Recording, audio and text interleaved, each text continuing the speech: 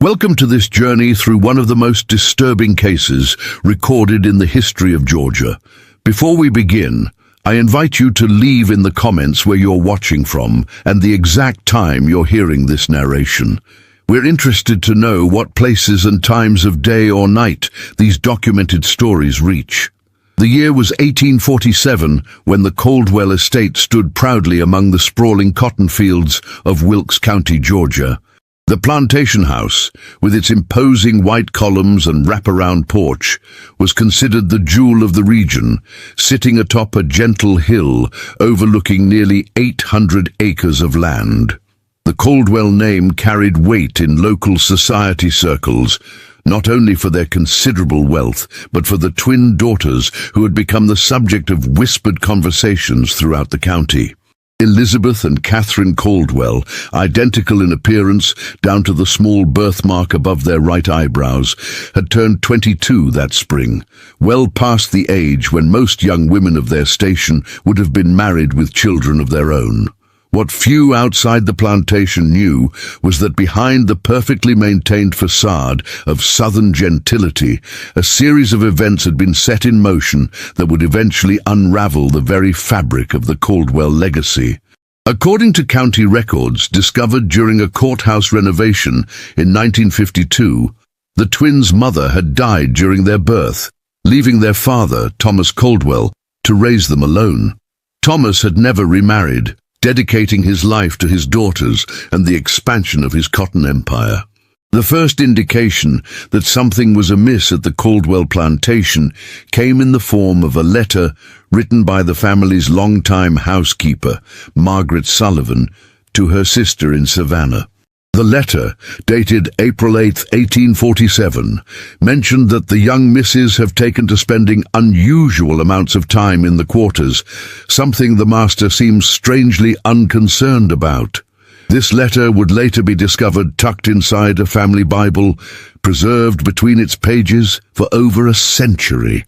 The quarters Margaret referred to were the slave quarters, a collection of small wooden structures positioned approximately half a mile from the main house, just past a stand of oak trees that obscured them from view. The Caldwell plantation maintained approximately 70 enslaved individuals, a relatively modest number compared to some neighboring estates, but sufficient to work the land and maintain the household. Among these enslaved people were two men who would become central to the disturbing events that followed. According to plantation records preserved in the Georgia Historical Society archives, they were listed simply as Samuel and Elijah, both noted as having been purchased in 1842 from a plantation in South Carolina that had fallen into financial distress. What made Samuel and Elijah unusual, based on accounts compiled decades later by local historian William Hartwell, was their education. Both men had been taught to read and write by their previous owners' children, a dangerous skill that they had carefully concealed upon arrival at the Caldwell plantation. This concealment eventually failed, however, when Catherine Caldwell discovered Samuel reading a discarded newspaper in the stables late one evening in the autumn of 1846. Instead of reporting this illegal activity, Catherine, according to her personal diary recovered in 1964 during the demolition of the old plantation house, began to meet Samuel in secret. The diary entries become increasingly cryptic around this time, with references to "Cess" and "our shared understanding." Simultaneously, estate records show that Samuel was reassigned from field work to the stables, a position that afforded him greater proximity to the main house. What historical records do not clarify, but what local oral tradition suggests, is that Elizabeth had similarly formed a connection with Elijah, who worked primarily in the maintenance of the plantation's extensive gardens. The symmetry of these relationships, twin sisters forming forbidden bonds with two enslaved men, creates an unsettling pattern that would later be described by one local newspaper as a peculiar mirroring of forbidden affections. The winter of 1846 to 1847 was unusually harsh in Georgia, with freezing temperatures that damaged cotton stores and created a sense of isolation as roads became difficult to traverse. It was during these cold, isolated months that the relationships apparently deepened. A letter from Thomas Caldwell to his brother in Charleston, dated January 23, 1847, mentions his concern about a strange melancholy that has overtaken Elizabeth, while Catherine seems almost feverishly animated. I fear the isolation of this winter has affected their temperaments in opposite ways. What Thomas failed to perceive was that his daughters were not suffering from winter melancholy or cabin fever, but were instead engaged in a dangerous game of secrets and forbidden relationships that violated every social code of their time and place. The consequences of discovery would be devastating not only for the enslaved men, who could face torture or execution, but for the Caldwell name itself, which would be irreparably tarnished. The first concrete evidence of the true nature of these relationships emerged in a series of coded messages found pressed between the pages of a volume of poetry belonging to Elizabeth. These notes, written on scraps of paper and dated throughout February 1847, contain what appear to be arrangements for meetings and expressions of devotion. One particularly revealing note reads, "The usual place at midnight. The moon will be new, offering cover." He says C and S will join. 4 hearts beating as 2. This suggestion that the twins were not only aware of each other's forbidden relationships, but were actively coordinating their clandestine meetings adds a layer of conspiracy to the unfolding narrative. Rather than acting independently, the sisters appeared to be operating in concert, their identical appearances perhaps even being used to confuse and misdirect any suspicion. The turning point came on March 15, 1847, when Thomas Caldwell announced at dinner that he had arranged marriages for both his daughters to the sons of prominent plantation owners in neighboring counties. According to the diary of Catherine, this announcement was met with outward composure, though beneath my smile, my heart turned to stone. Elizabeth's reaction is not recorded, but subsequent events suggest she shared her sister's opposition to their father's plans. 3 days after this announcement, in the early hours of March 18th, something happened that would forever change the course of the Caldwell family history. The plantation's overseer, James Whittaker, was awakened by what he described in a later deposition as a commotion unlike any I had heard before. Investigating, he discovered a small fire had been set in one of the storage buildings near the slave quarters. While the fire itself was quickly contained and caused minimal damage, the ensuing confusion revealed a more significant problem. Samuel, Elijah, and the Caldwell twins were nowhere to be found. A search was immediately organized, with neighboring plantations alerted and search parties dispatched along every road and trail leading from the Caldwell property. The initial assumption, recorded in Whittaker's journal, was that the enslaved men had escaped and, in an act of unfathomable boldness, had abducted the Caldwell daughters. A substantial reward was offered for their capture, and the situation quickly escalated into one of the largest manhunts in county history. Thomas Caldwell, according to accounts from those present, became a man possessed, barely eating or sleeping as the search continued. What the search parties did not know, and what would not be discovered until much later, was that the fire had been deliberately set by Elizabeth as a distraction. This detail would emerge in 1868 when a former house servant named Ruth provided testimony to a northern journalist documenting stories of the antebellum South. According to Ruth, Elizabeth had confided in her hours before the fire, instructing her to remain silent about what she knew. The search continued for weeks, expanding into neighboring counties and eventually across state lines. Meanwhile, Thomas Caldwell's health rapidly deteriorated. Plantation records show that by April he had taken to his bed, attended only by his longtime house servant and a physician from Augusta who was called to the plantation twice during this period. Then on May 2nd, 1847, a letter arrived at the Caldwell plantation. The contents of this letter have never been fully disclosed in any public record, but its effect was immediately apparent. Thomas Caldwell, upon reading it, suffered what his physician described as a paroxysm of rage, followed by a collapse from which he did not recover. He died 3 days later, the cause listed simply as apoplexy, a common term at the time for what we now recognize as a stroke. Following Thomas's death, control of the plantation passed to his brother, Edward Caldwell, who traveled from Charleston to assume management of the estate.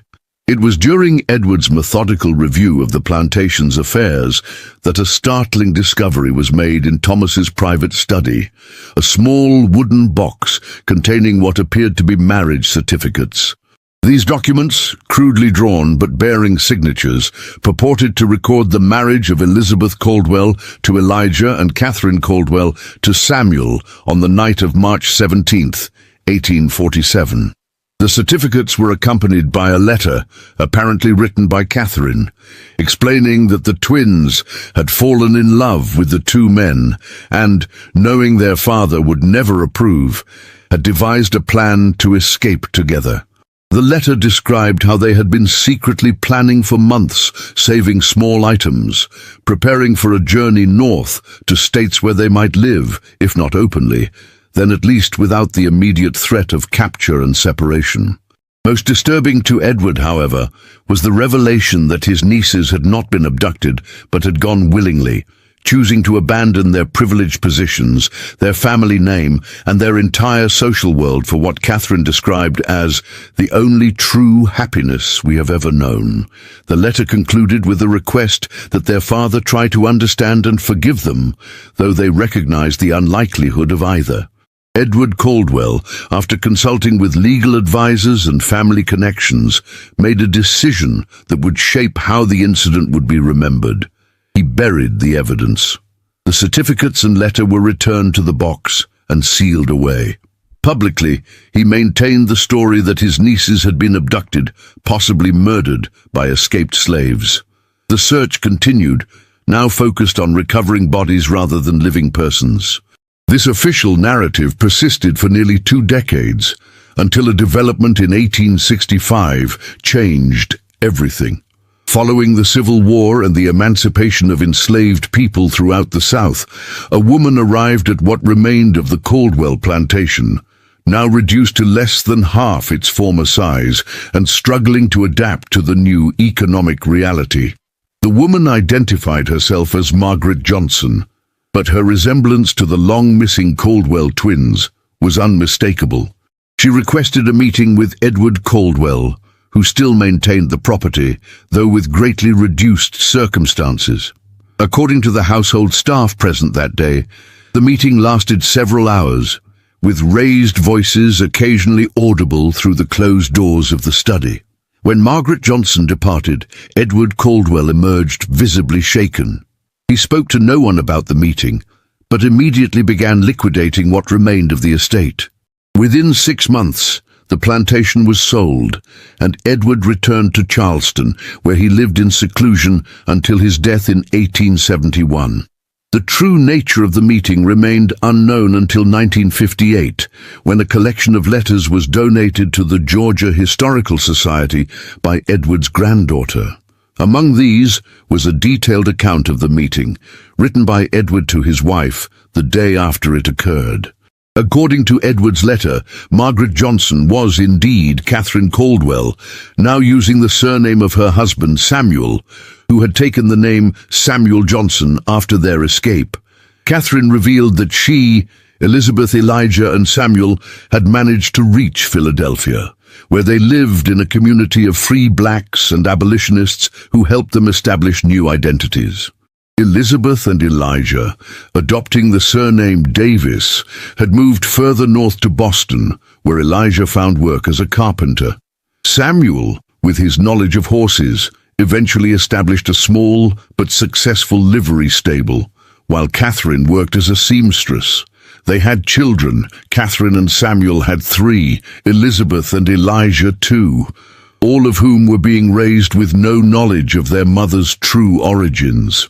Catherine had returned south only after learning of her uncle's management of the former plantation, hoping to retrieve personal items belonging to her mother that had been left behind during their escape.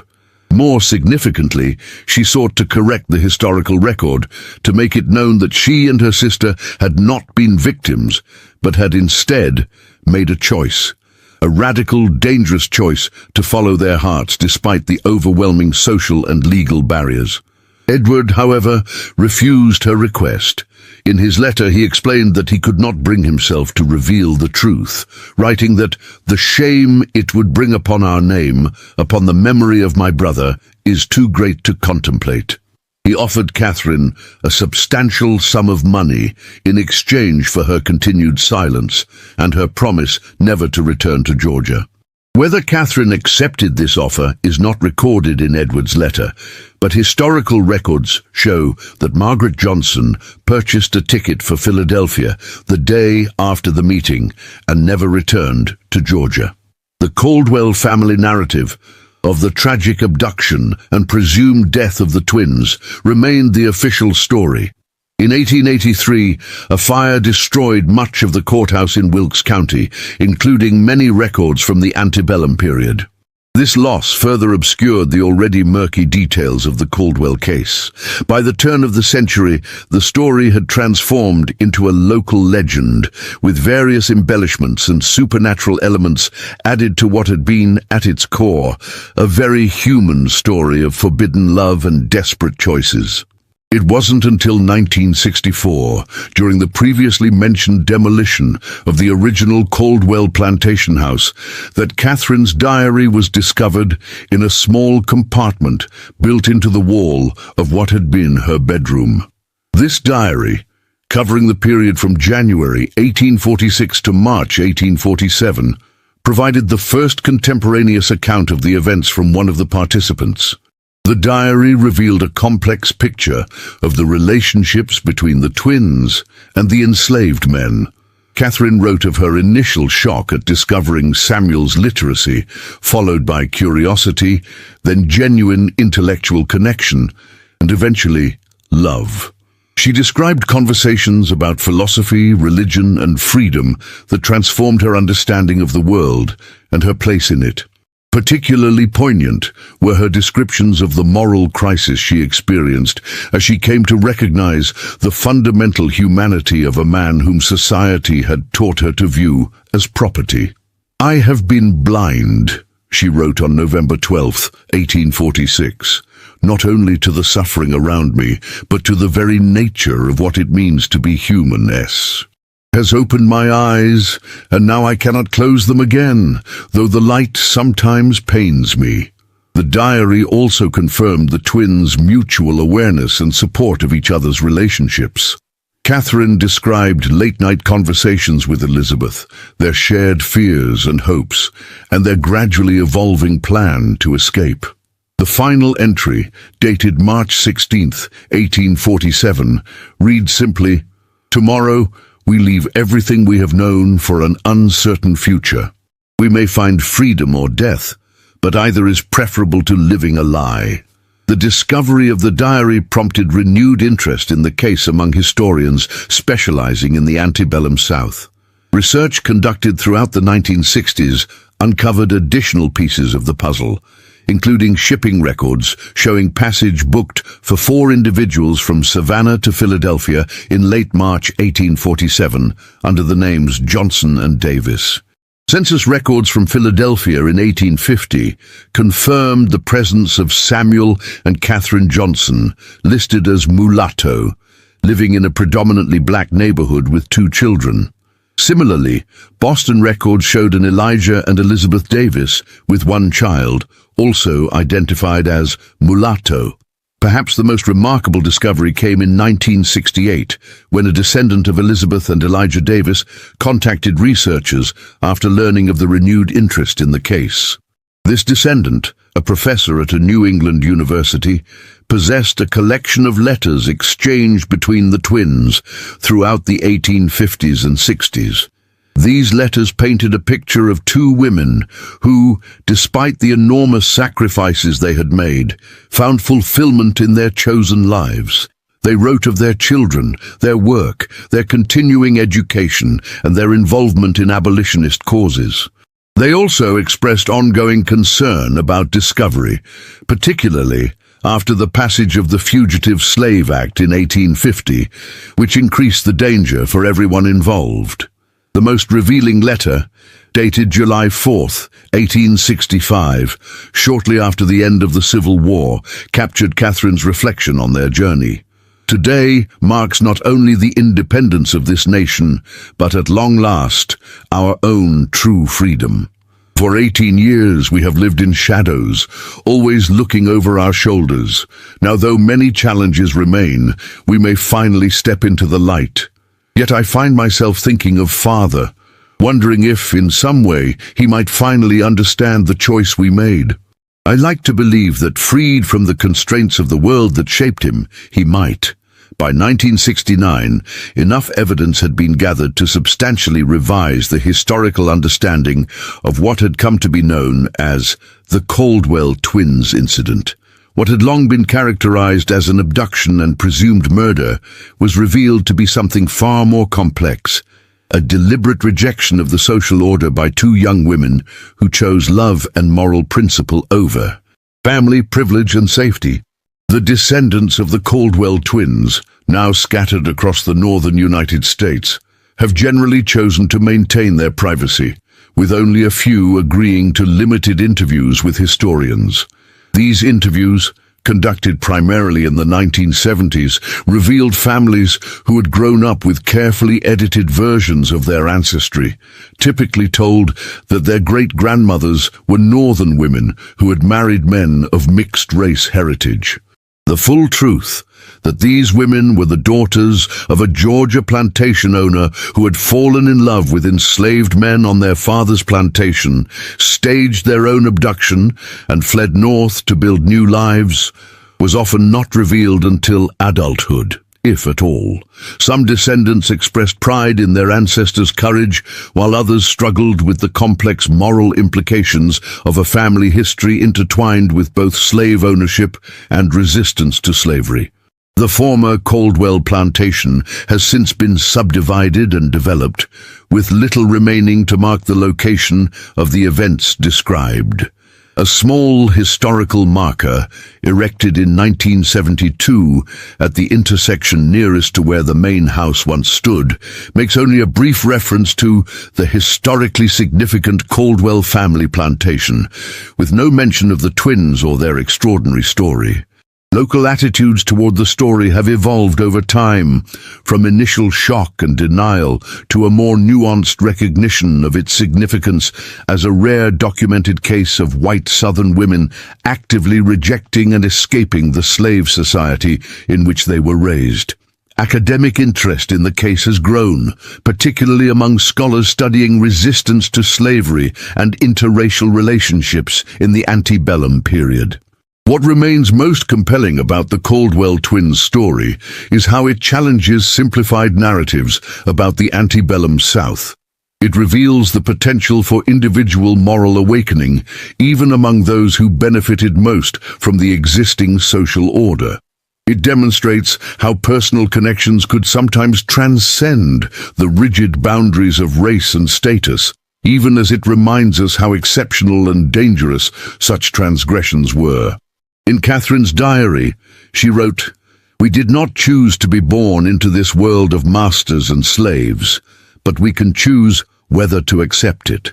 In making their choice, the Caldwell twins left behind a legacy that continues to resonate, a testament to the possibility that even in the darkest corners of human history, individuals might find the courage to follow their conscience, whatever the cost.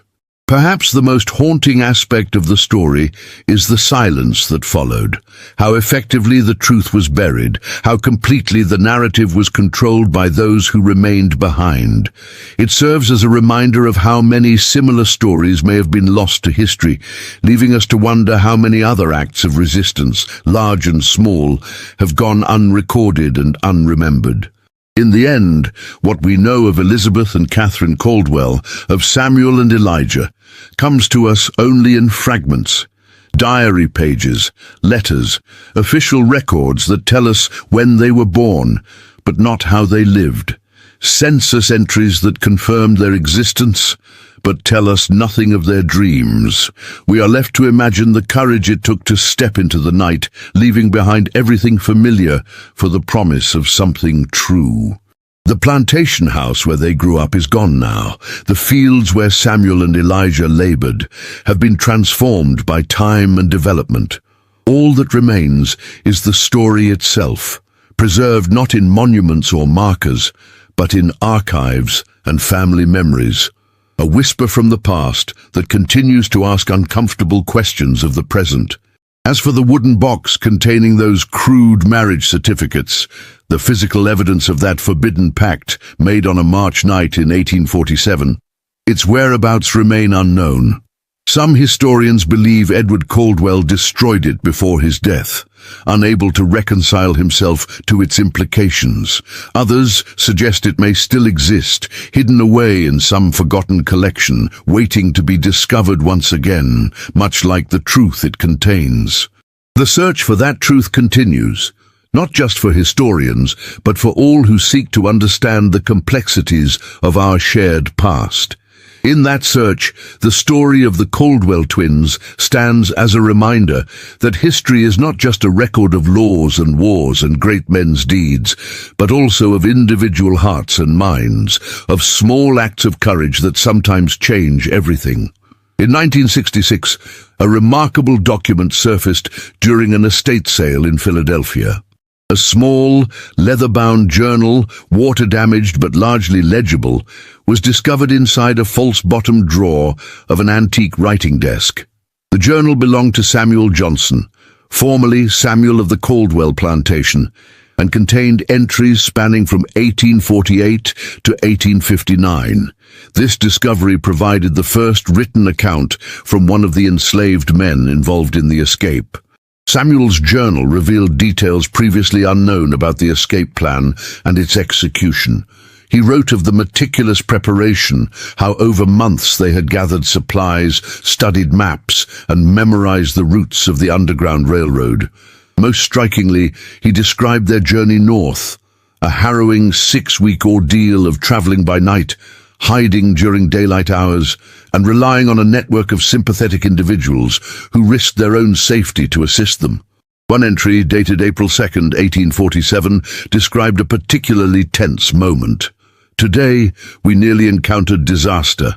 A patrol stopped the wagon transporting us, hidden beneath sacks of grain. Elizabeth, despite her terror, spoke with such conviction to the patrolman, claiming to be traveling to visit relatives in the next county. Her voice never wavered, though I could feel Catherine trembling beside me in our hiding place. When the patrol finally moved on, we dared not breathe for what seemed like hours. Samuel's journal also offered insights into the complex emotions he experienced during and after the escape. He wrote of guilt over leaving behind family members still enslaved on the Caldwell plantation, of the disorientation of newfound freedom, and of the constant vigilance required to maintain their precarious safety in Philadelphia. Particularly poignant were his reflections on his relationship with Catherine. In one entry from 1852, he wrote, "C sometimes speaks of what she gave up to be with me. I remind her that I know precisely what she sacrificed, perhaps better than she does herself. There are days when I see her watching women in fine dresses from our window, and I wonder if she regrets her choice. Then she turns to me, and I see in her eyes the same resolve that led her to choose this life, this freedom, this love, imperfect as it may be." The journal also revealed that communication between the twins and their former home was not entirely severed after their departure. Samuel described Catherine's correspondence with Margaret Sullivan, the former housekeeper who had noted the twins' unusual behavior in her letter to her sister. Margaret, who had moved to Richmond following Thomas Caldwell's death, apparently served as a discreet source of information about events in Georgia and the aftermath of the twins' disappearance. Through these letters, Catherine learned of her father's death and her uncle's assumption of control over the plantation. It was this information that eventually prompted her fateful return visit to Georgia in 1865, a decision that Samuel described as foolhardy but necessary for her peace of mind. His entry following her return from this journey suggests the meeting with Edward Caldwell did not provide the closure Catherine had sought. She returned more troubled than when she left, carrying the weight of her father's final days. The knowledge that he died believing she had been taken against her will, perhaps murdered, haunts her in a way I cannot soothe. In 1967, another significant piece of the puzzle emerged when researchers located church records from a small African Methodist Episcopal congregation in Philadelphia. These records documented the baptism of the Johnson and Davis children, with godparents listed for each. Remarkably, Elizabeth served as godmother to Catherine's firstborn son, while Catherine was godmother to Elizabeth's daughter, suggesting the sisters maintained their close bond despite the challenges of their new lives. These records also revealed that both families moved several times within Philadelphia and Boston, likely in response to growing concerns about the Fugitive Slave Act and the increased risk of capture. The frequency of these relocations, approximately every 2 years, speaks to the persistent anxiety that must have characterized their lives during this period. By 1855, according to city directories and tax records, Samuel Johnson had established a modest but successful livery business in a predominantly immigrant neighborhood of Philadelphia. This business provided sufficient income for the family to purchase a small home, an extraordinary achievement given the circumstances of their arrival in the city just 8 years earlier. Elijah and Elizabeth, meanwhile, had moved from Boston to a small farming community in western Massachusetts by 1854. Local records indicate Elijah worked as a carpenter and cabinet maker, while Elizabeth supplemented their income by teaching reading and basic arithmetic to local children. Their relative isolation in this rural setting may have offered an additional layer of security, removing them somewhat from the scrutiny they might have faced in a larger city. One of the most intriguing discoveries came in 1968, when a researcher examining records of abolitionist organizations identified Catherine Johnson and Elizabeth Davis as contributors to several anti-slavery publications. Writing under pseudonyms, the sisters produced a series of anonymous letters describing the moral corruption of the slave system from the perspective of those who had been raised within it. These letters, published in The Liberator and other abolitionist newspapers between 1852 and 1858, never revealed the authors' true identities or specific circumstances, but spoke powerfully to the psychological damage inflicted by slave ownership, not only on the enslaved, but on the enslavers themselves. In one such letter, believed to be written by Elizabeth, the author described slavery as a poison that corrupts the soul of the master as surely as it breaks the body of the slave, a system that renders true human connection impossible across its artificially maintained boundaries. The Civil War brought new challenges and opportunities for both families. Samuel's journal entries from 1861 through 1865 express both hope and fear about the conflict's potential outcomes. He wrote of sending financial contributions to support Union efforts, of attending meetings where news from the battlefront was shared, and of the community's collective anxiety about what a Confederate victory might mean for free blacks in the North. A particularly moving entry from January 1863, following the Emancipation Proclamation, reads, "Today marks the beginning of what we have dreamed of for so long." Though the proclamation's practical effects may be limited, its moral significance cannot be overstated. For the first time, this nation has officially declared what we have always known to be true, that no man has the right to own another. And I celebrated quietly, unable to fully express in words what this day means to us, who have lived both sides of this terrible divide.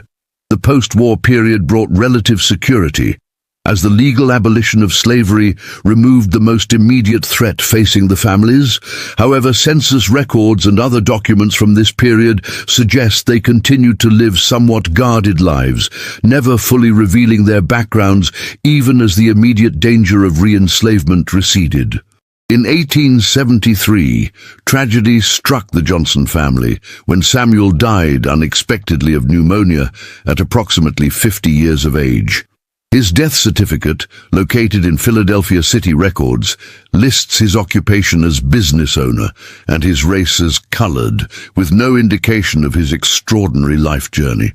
Catherine never remarried. City directories show she continued to operate the livery business with the help of her eldest son until 1881, when she sold the business and moved to the home of her daughter in upstate New York. She died there in 1890 at approximately 65 years of age. Elizabeth outlived her sister by nearly a decade, passing away in 1900 at her farm in Massachusetts, surrounded by children and grandchildren. According to family letters shared by descendants, in her final years she occasionally shared stories of her youth in Georgia, though always carefully edited to omit the more dangerous aspects of her escape and new identity. One of the most remarkable documents to emerge from this research was a letter Elizabeth wrote to her granddaughter on the occasion of the young woman's 18th birthday in 1895. In this letter, preserved by family members and eventually donated to the Massachusetts Historical Society, Elizabeth offered life advice drawn from her extraordinary experiences, though still without revealing their full extent. "My dearest girl, as you stand at the threshold of womanhood, I wish to impart to you the most valuable lesson my long life has taught me, that courage is not the absence of fear, but the determination to act in spite of it. There will come moments in your life when you must choose between what is expected and what is right, between the comfortable path and the true one. In those moments, remember that the most difficult choice often leads to the greatest freedom. I have known both captivity and liberty in this life, though perhaps not in the ways you might imagine, and I can tell you without hesitation that no comfort or luxury is worth the price of a compromised soul. The historical record remains frustratingly incomplete regarding many aspects